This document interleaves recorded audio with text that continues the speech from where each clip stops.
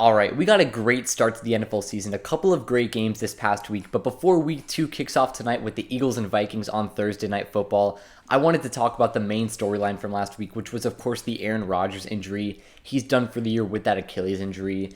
And before I get started with all that, of course, I'm a Dolphins fan, and being 100% honest, I hate the Jets. But seeing Aaron Rodgers goes down for the year really sucks. He was one of my first favorite players when I started watching football.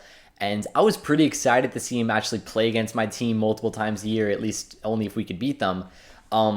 But yeah, man. And even just for Jets fans, I know that they can be really obnoxious, especially because they're in our division. But I mean, they wait for years. They finally draft their so-called franchise quarterback in Zach Wilson. And I wouldn't say he was a bust, but he didn't live up to the expectations of a number 2 overall pick. And then they make the blockbuster trade for a Hall of Fame quarterback in Aaron Rodgers, and it all goes to waste in only 4 snaps. So it really sucks, man. That Monday Night Football game really changed a lot of perspectives, especially in this whole AFC East division. I mean, just 1 week ago, the Jets were being considered Super Bowl contenders by a lot of people, and now they're probably the betting favorites to finish last in this division, probably between them or New England. But yeah, man, I mean, just talking about this whole AFC East division, because it's going to be a mess over the course of the season. Of course, I'll start with the Jets because they're basically the topic of this video. Aaron Rodgers is done for the year.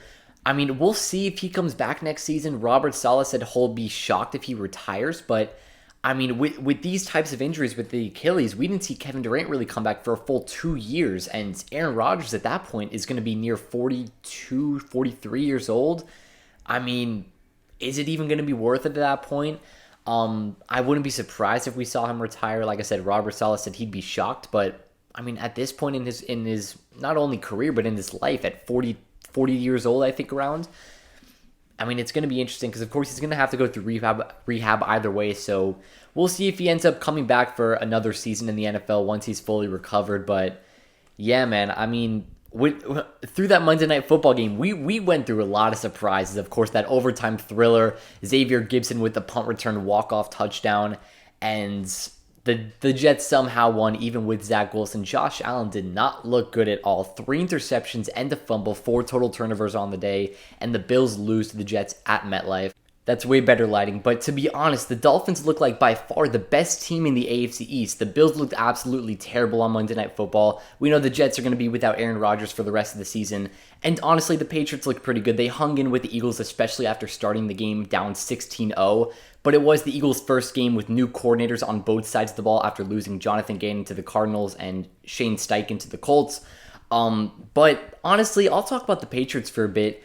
This team is going to be better than they were last year. And I don't know by record-wise, but I think performance-wise, this team will play better.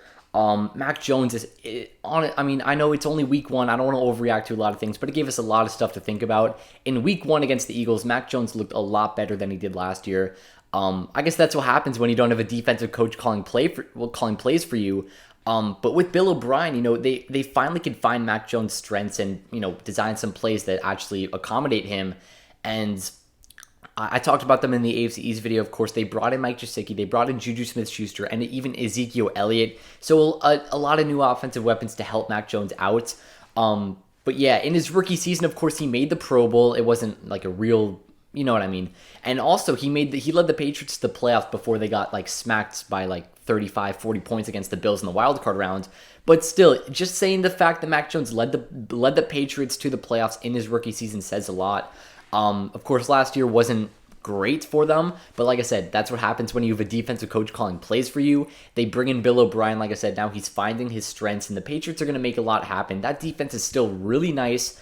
It's going to be a very interesting Sunday Night Football game against the Dolphins in Foxborough. I'm excited for that one. Will they be able to actually, guard Tyreek Hill like the Chargers weren't able to do in week 1? But I guess that brings up the Dolphins. And, I don't want to talk a lot about them because every single video I make basically is about the Dolphins. But, man, did they look good. Without 2 of their 3 best players in Teron Armstead and Jalen Ramsey, this team still looked like one of the best in the NFL.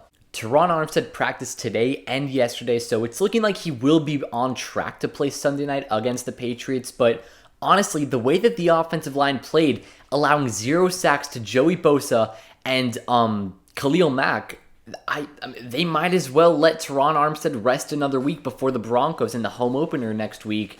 But, honestly, if he's healthy, let him play because I really don't want to see Tua get lit up by Matt Judon in that Patriots defense because Bill Belichick would definitely dial up some blitzes and attack the left side of the offensive line, which, it wasn't perfect, but it also really wasn't that bad last week, of course, like I said, against Khalil Mack and Joey Bosa. But, yeah, man. I mean, this AFC East division is really going to be tight, like I said, throughout the whole course of the season. The Dolphins look great. The Patriots look good.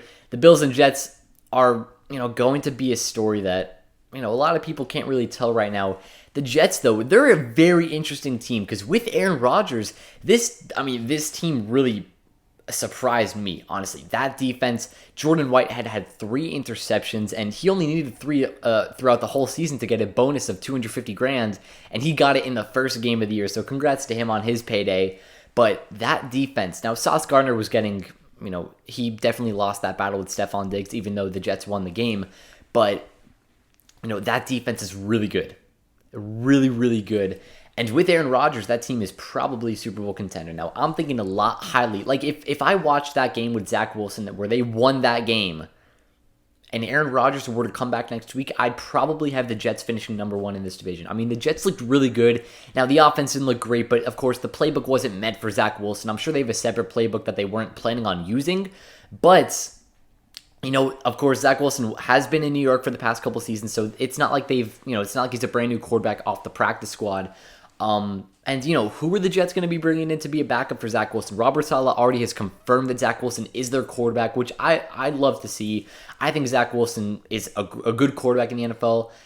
I take that back. He's not a good quarterback, but I think that he has the potential, especially with this team. The O-line wasn't great. Of course, that led to the Rodgers injury. But, the receivers in Garrett Wilson, Alan Lazard, Randall Cobb, and... I'm blanking right now. Mecole Hardman, too, is in that wide receiver group. The defense, like I said, with that defense, it's probably one of the best in the NFL. Top 3, I would say. Top 5 at the very least. You cannot go beyond that, though. Garrett Wilson made probably one of the a top 5 catch of the year already in week 1.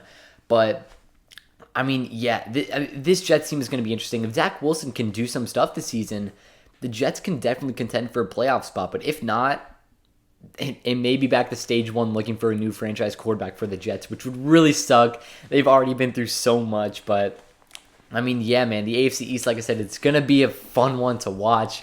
Tough divisional matchup with the Dolphins and Patriots next Sunday night.